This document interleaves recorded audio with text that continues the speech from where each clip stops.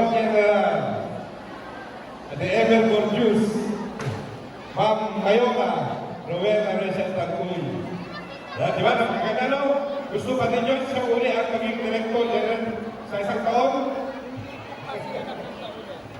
Dahil sa kanya ay andito ngayon dahil sa kanyang sipag at tiyaga sa ng ating mga aktibidades ngayon ay kaya andito po tayo.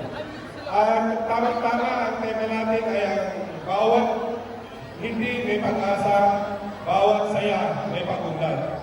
At nakikita ko kanina ang ating mga performers, puro nakangiti. Ibig sabihin, nagpapahiwatig yan ng ating pagkakaisa at pagsama-sama.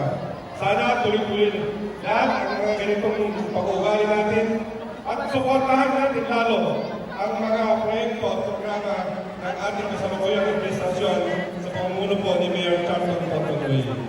Ang gandang magsilbi sa bayan kung ang ating mayor ay napakasipag.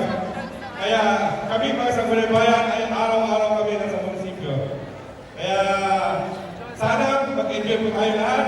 Ang mga itak at sayaw ng ating mga performers, alam ko napakahirap ang dinanas nyo o binuhos yung oras sa pag-ensayo, araw-gabi kayo nag-ensayo at kanina nga dulas pa at sana okay na silang lahat.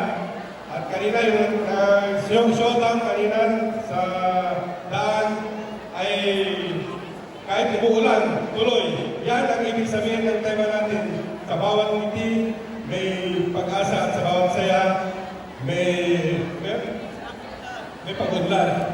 Kaya sa inyo lahat, happy 76th founding anniversary ng ating kapistahan ng Bayan ng Kabanatuan. Mabuhay ang Bayan ng